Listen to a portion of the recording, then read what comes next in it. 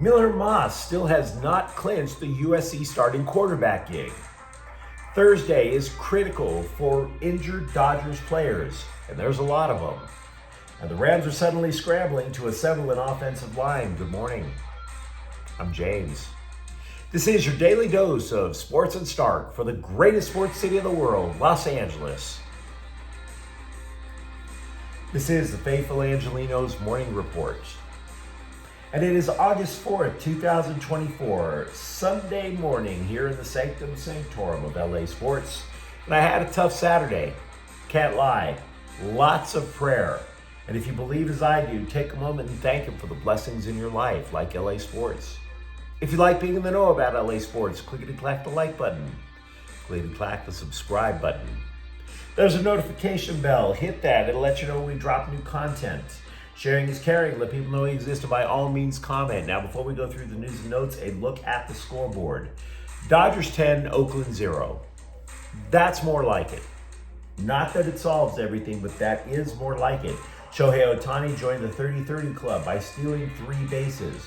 He is the first Dodger to join the 30-30 club since Matt Kemp in 2011. Jack Flaherty in his Dodger debut, 6 shutout innings. The Dodgers lead the division, rose a little bit, 4.5, not too bad. Meanwhile today, the Dodgers remain at Oakland at 1 o'clock. River Ryan is 1-0 with a 0.82 ERA. Osvaldo Bido is 2-2 with an ERA of 5, and it is Galaxy Game Day. At 7:30, they will be hosting Chivas Guadalajara in Leagues Cup. Chicharito is back in town. He is going to face his former team. What do you say we get to the news?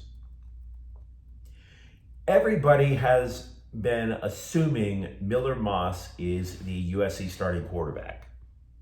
And why not? He crushed it in the Holiday Bowl last season. He has taken all of his off-season snaps that we know of with the first team. While Lincoln Riley was talking it up with the scribes at Big Ten Media Day, other scribes were interviewing Miller Moss to try to get some sort of an idea from multiple sources as to the state of the program. So yeah, common sense tells you Moss is the guy.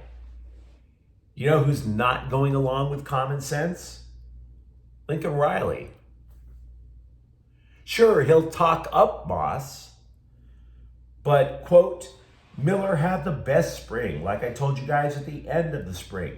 There's no question, if we were playing at that point, that he would have been the starter.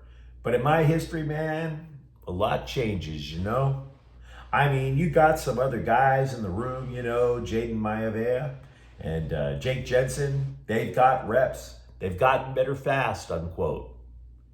In other words, Riley did not say Moss is the guy. Again, I might add. Now, USC had a down year last year. We all know that. But I like Lincoln Riley. I like the guy. Am I the only one who thinks he's lying?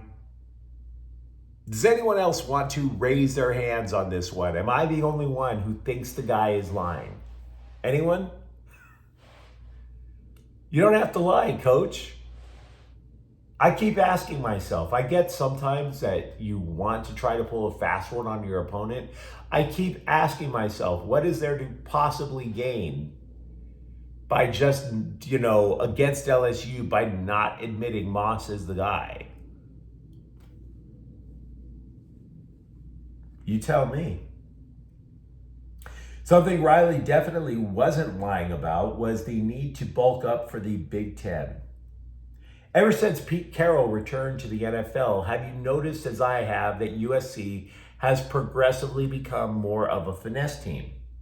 And both sides of the ball, I might add.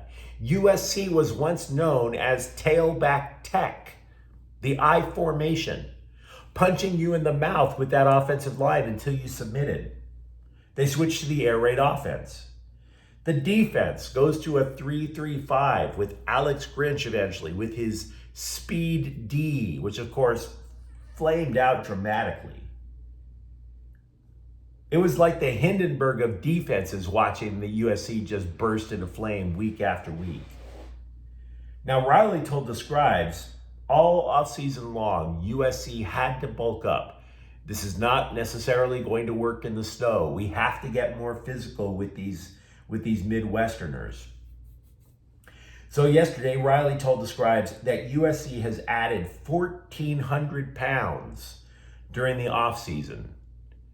And if you look at the photos, because man, USC's PR department, look, whatever you like, that's your call, right? If you're into looking at shirtless dudes, USC's PR department yesterday was the place for you. One right after another, just dudes just spilling bottle after bottle of baby oil down their chest so they could show you the before and after photos. Yes, it was like they were all just guzzling Herbalife and hitting the gym. Nothing but six packs and pecs and flex. And I get it, guys. You hit the gym. I like hitting the gym too. Haven't been able lately because of my crazy travel schedule. But even then, the next shirtless selfie you see out of me is going to be the first shirtless selfie you see out of me. That was like, USC's PR department became a Tinder profile yesterday. I'm just saying. With 85 scholarship players, though, the good news is this. That is an average of 16.4 pounds per dude. USC has added 1,400 pounds, presumably all muscle, on their football team. Wide receiver Kyle Ford's college career, meanwhile, has been far from stable. He played for multiple coaches, multiple offensive coordinators, obviously.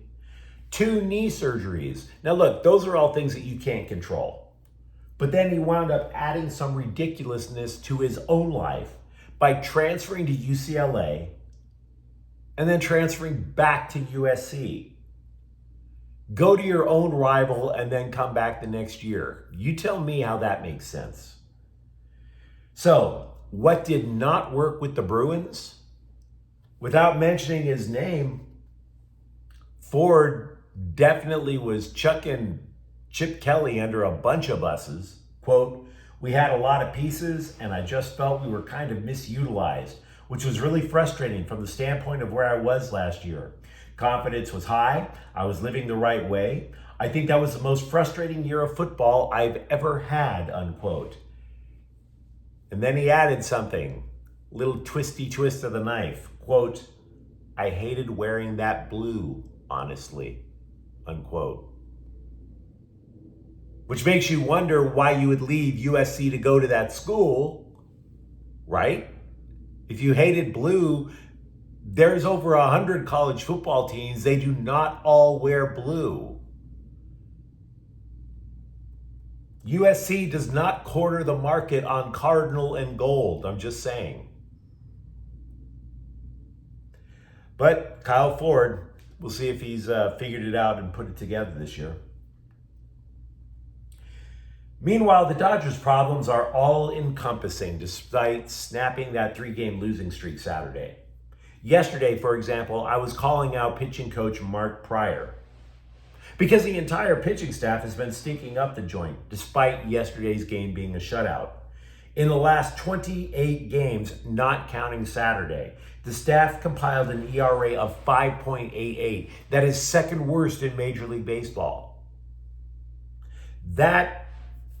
We were talking about things with Ford that you can control or not control. You can control how you pitch. What they can't control, once again, injuries.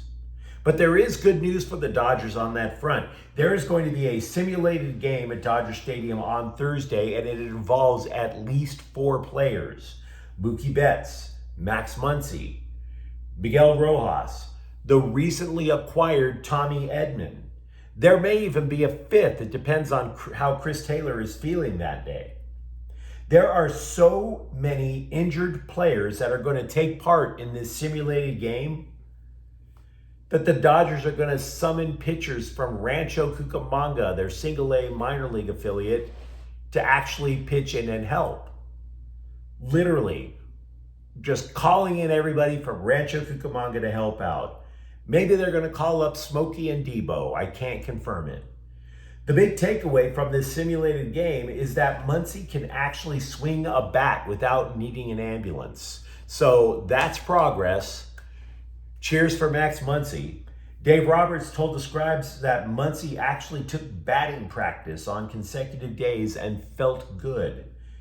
Roberts, also added that he hopes to see Betts back in the lineup by August 12th or 13th. And all of this brings up interesting questions. The biggest one regarding Betts, where the hell does he play? Betts, as you recall, broke his hand in June. You would figure your hand would be less likely to be broken in the outfield, don't you think? It's not like you have to face somebody running at you at full speed. Moreover, the Dodgers picked up Ahmed Rosario, Edman, Nick Ahmed during the course of the season. All of them could play shortstop. Roberts said Betts intends to play short. Roberts, by the way, would not commit to Betts playing short. So I don't want to call it positional controversy or anything like that.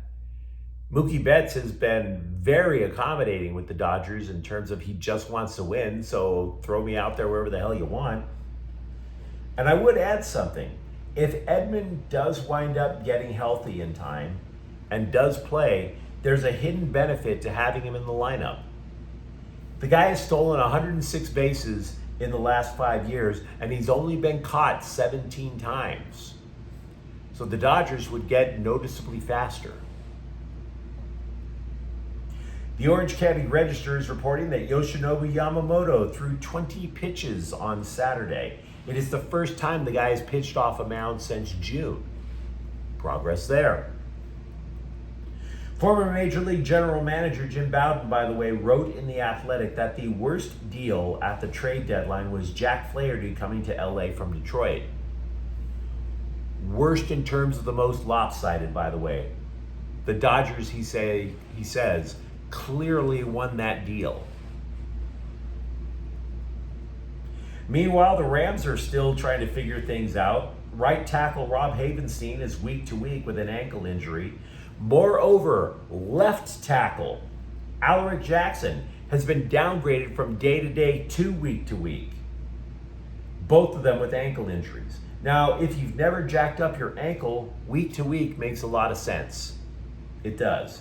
Because a slight injury to the ankle can sideline you for 2 weeks.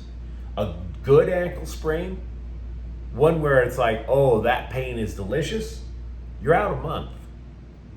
We were wondering where, as a result, top reserve offensive lineman Joe Noteboom would then line up. Because the Rams now have 3 starting linemen who are injured.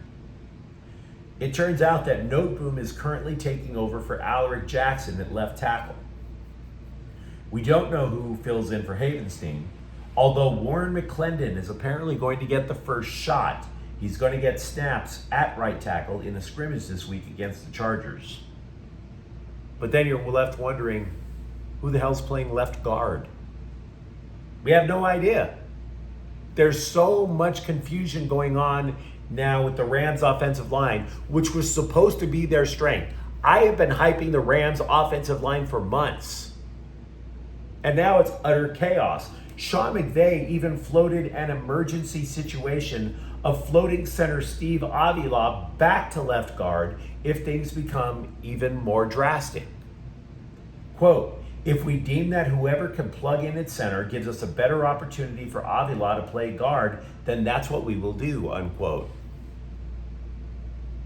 And Avila, by the way, is only a second-year player. They moved him from left guard to center because they wanted to have this big interior offensive line. And then somebody decided to roll a grenade in the offensive line room for the Rams.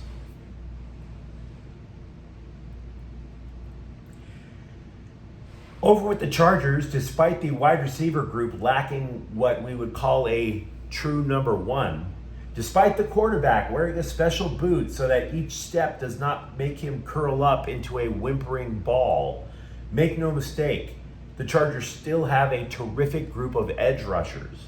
But it's more than just Joey Bosa and Khalil Mack, which is good because, of course, they're a bit injury-prone themselves.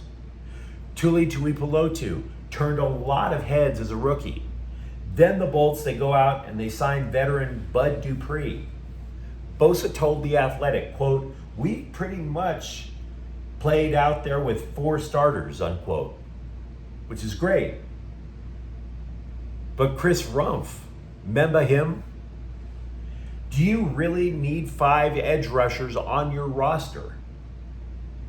Maybe you look at edge rushers as linebackers. I don't know. I don't know because edge rusher is not an actual designated position on an NFL roster. It's more something, a word that scribes and broadcasters throw around. You could think of them as linebackers, but if you think of them more as defensive linemen, a typical NFL team usually has only about 7 or 8 defensive linemen. So if 5 of them are these edge rushers, you're pretty thin in the interior defensive line. Considering that Rumph missed time in each of the last 2 years, he could be left as the only guy standing in the game of musical chairs. Defensive coordinator Jesse Minter was all praise for Rumph. But keep an eye on that guy, because they're all saying he's having a terrific training camp. He's not beating out those 4 other guys. If he makes the roster, he's probably going to have to excel at special teams. One of the arguments that convinced French superstar striker Olivier Giroud to come to MLS and ultimately to LAFC came from arguably the black and gold's biggest nemesis ever, former Galaxy striker Zlatan Ibrahimovic. From Giroud, quote, "He told me I will enjoy it. It's a league for strikers, the teams. They don't play to keep the result or defend. They play to score goals and give pleasure to the passionate fans," unquote. Giroud will practice for the first time with his new team Friday. This is according to ESPN. Even though he is still weeks away from debuting. Giroud is 37. He's won a World Cup and played for 3 of the world's top leagues: the Premier League, Ligue 1 of France, and Serie A of Italy. Would you let me know what you think in the comments thread? Or you think Lincoln Riley is pulling a fast one with Miller Moss on us? How do you look at this upcoming simulated game? Who is the big guy that you need back in Dodger Blue? And if you enjoyed the content, don't forget to subscribe to Faithful Angelenos. We're talking LA sports every single day here. Thank you for watching. I'm James. We'll be back tomorrow. Faithful Angelenos is a Kian Corte El Queso production. Take care.